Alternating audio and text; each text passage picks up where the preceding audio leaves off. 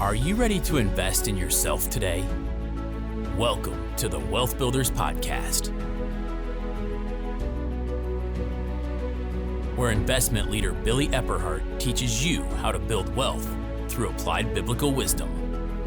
Scripture says in Deuteronomy 8:18, "Remember the Lord, your God, for it is He who gives you the ability to produce wealth."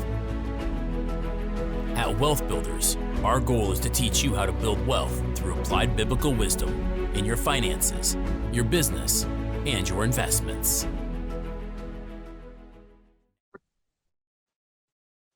Hello, welcome to this week's Wealth Builders Podcast. I'm Karen Conrad, and I'm so glad that you joined us.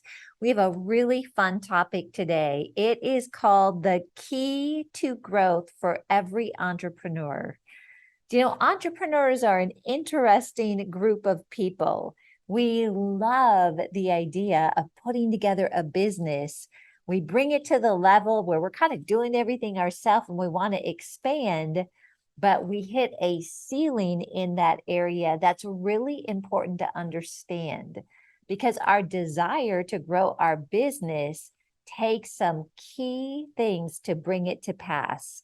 So we are going to be talking about today the importance of delegation and empowerment in our business so that as an entrepreneur, we can take this little, you might say, mom and pop business and bring it into something that is saleable or something that we can pass on to our family for generations. So let's go ahead and get started. And I'm going to begin with the definition of entrepreneur. It is this: a person who organizes and operates a business or businesses, taking on greater than normal financial risks in order to do so.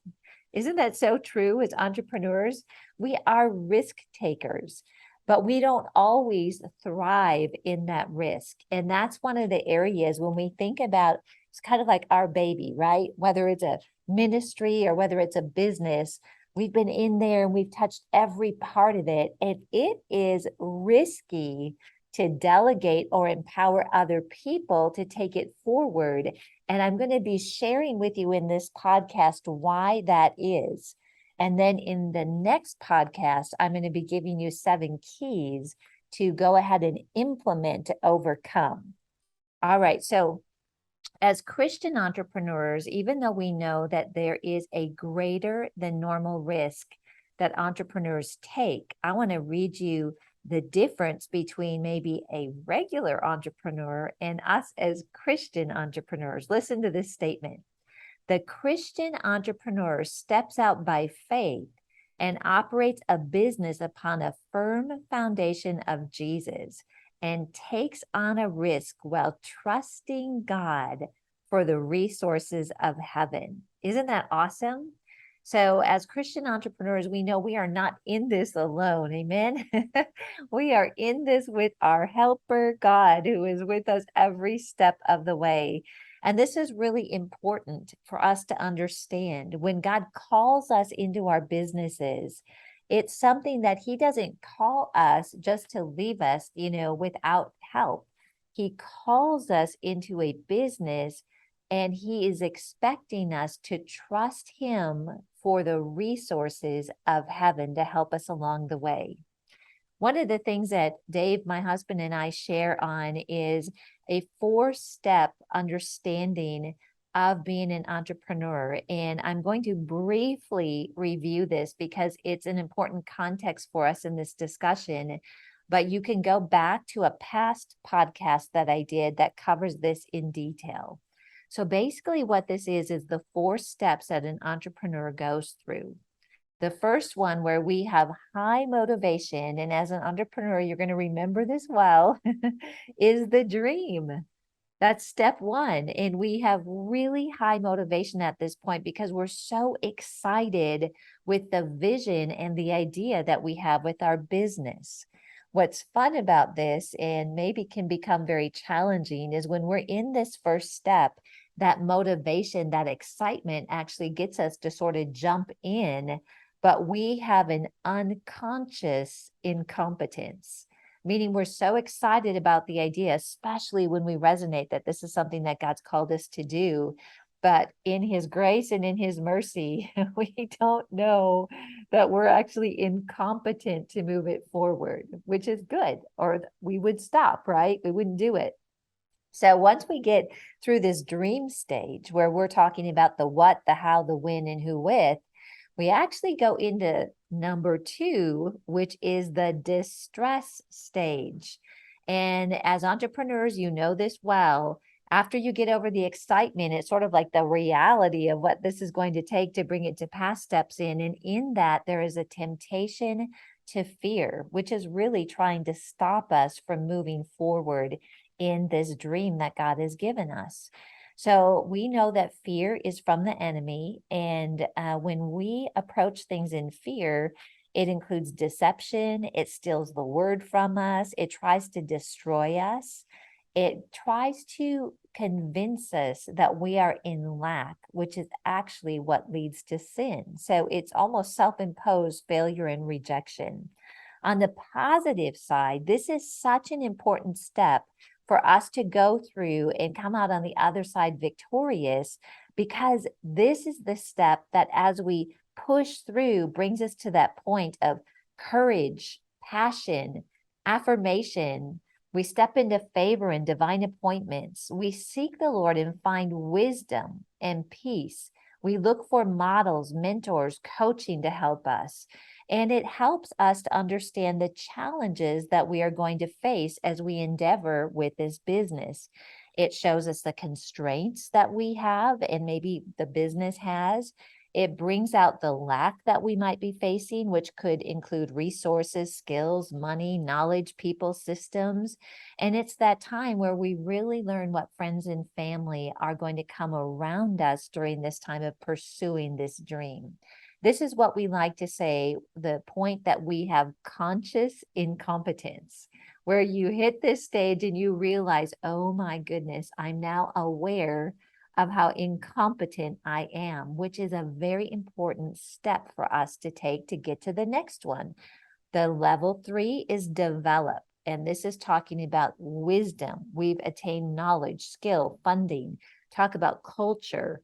We understand the 7 mountains and connect with gatekeepers. We network. This is the point at which we become consciously competent. And then the 4th level, which is why what I'm talking about is so important. When we reach the 4th level, that is the demonstrate phase. And that's the point at which you are actually unconsciously competent. But this is where you become the model and the mentor for others, and you enjoy the results. So this is a stage at which you have either something to sell or you have a solid business that you can pass on to generations. All right, so let's go back to what we're talking about here. And basically, we've got 2 ideas that are kind of competing with each other. The first one is the desire to grow our ministry or business versus our desire to do it all ourselves.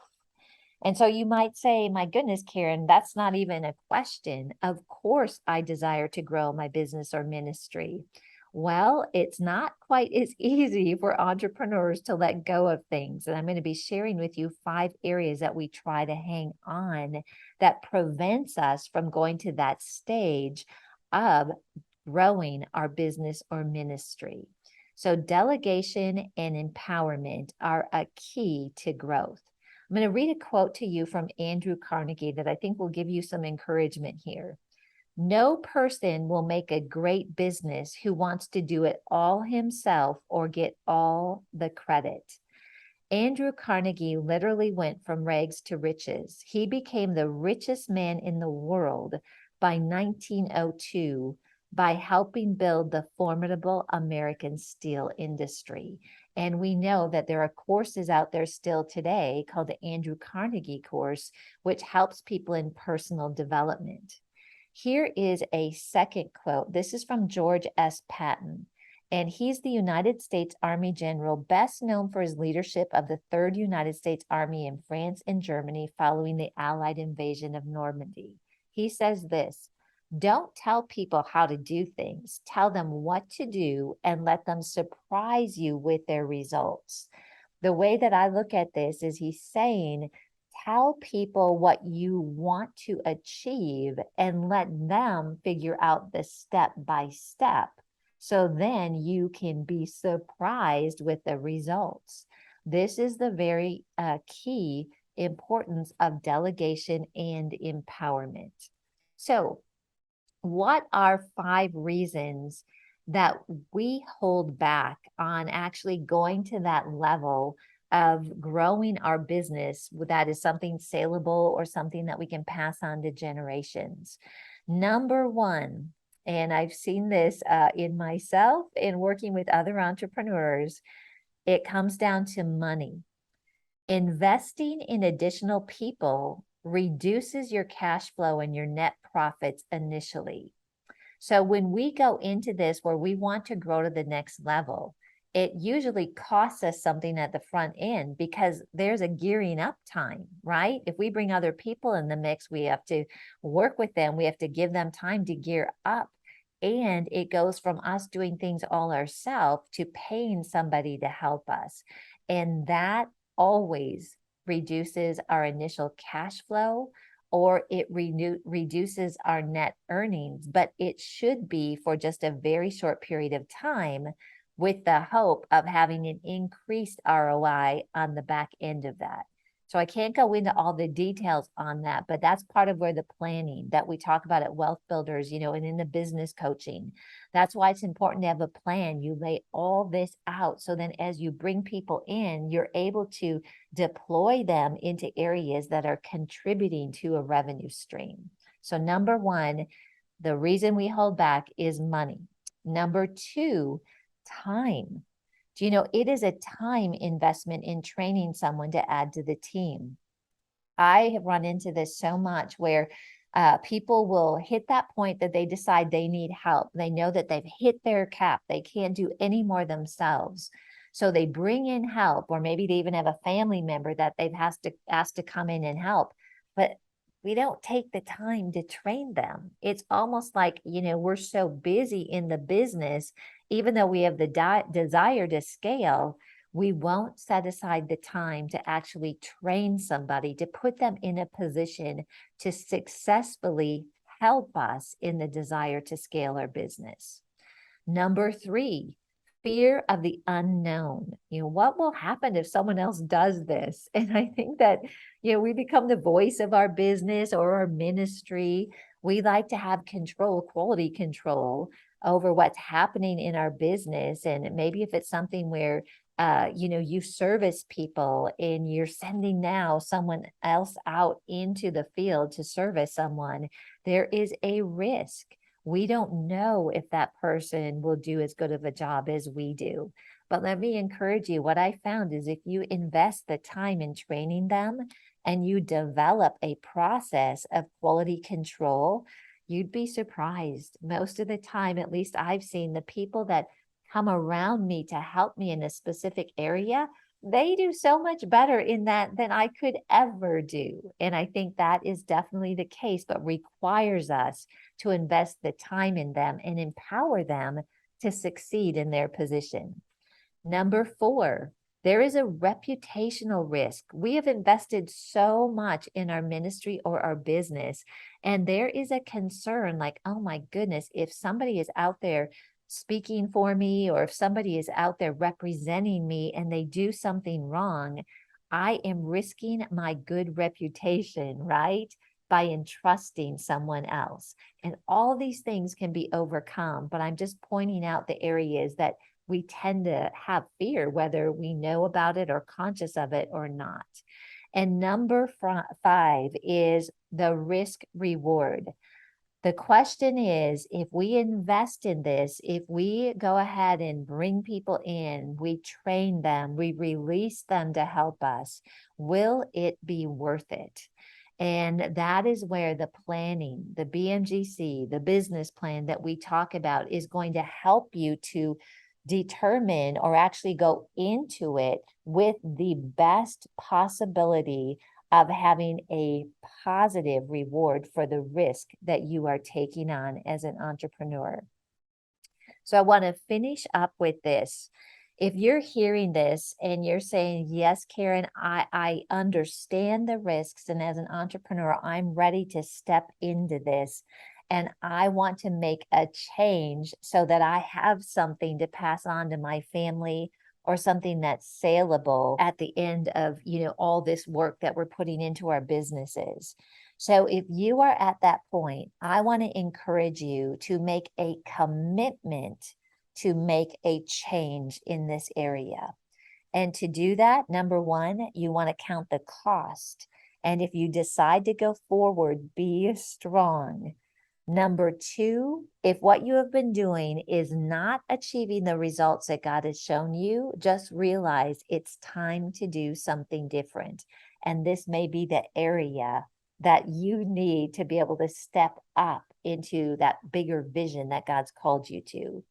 Number three, if you already have a team, there are changes that are going to take place with that team when we have not, as the owner or the entrepreneur, really tackled these areas that I just described. So if you have a team, you're going to want to communicate that they need to get on board and make the changes with you. But I want you to understand that some will not, they won't get on board. So you want to settle in your heart as a leader that, you know what? Even if I lose key people, that you are willing to stay the course. I've worked for a lot of different organizations, and I've consulted with organizations that have had the desire to change. And we've put things in place that will enable them to scale up, like what we've been talking about. But it's really strange. It's like the moment that they get resistance, maybe someone that's worked for them a long time, they don't want to change. People get in the groove of what they're used to. They maybe haven't had to be accountable. And I've seen leaders really give up their vision, their destiny with their business just because they've had someone that's on their team complain about it. And it's kind of put the kibosh on the whole plan. And I'm not saying that people aren't important. They are very, very important. But you also want to make sure that the people that are around you are in this for your best interest as well as their best interest. So if you communicate the vision, you prepare them, you let them know that you are committed to this change, and then you follow through with it, meaning if someone comes and challenges you on it, you stay strong, you will see success. Dean Radke calls people that are going to help you with this change agents. That happens to be something that going into organizations, I would be that person a lot. And I'm just telling you from a change agent's perspective on your team, they need your support because they're going to be the one out there taking hits to help you get where you want to go.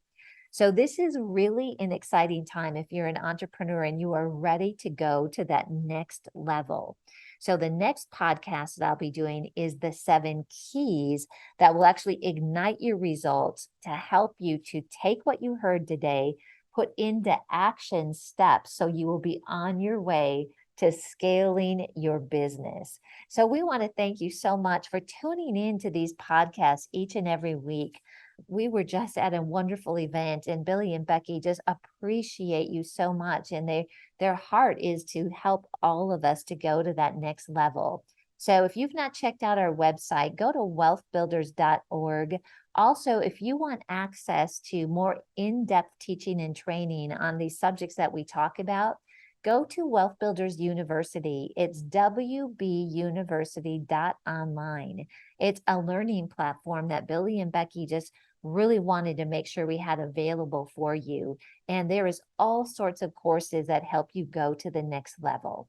So thank you so much for joining us today. We'll see you next week on the Wealth Builders Podcast. We hope you learned something of lasting value today from this Wealth Builders podcast. If you'd like any tools, teachings, or resources mentioned in the podcast, you'll find them online at wealthbuilders.org. Wealth Builders exist to teach you how to build wealth through applied biblical wisdom in your finances, your business, and your investments. Wealth Builders is a nonprofit organization. We depend on your donations to keep this podcast running. Please consider donating to us on wealthbuilders.org.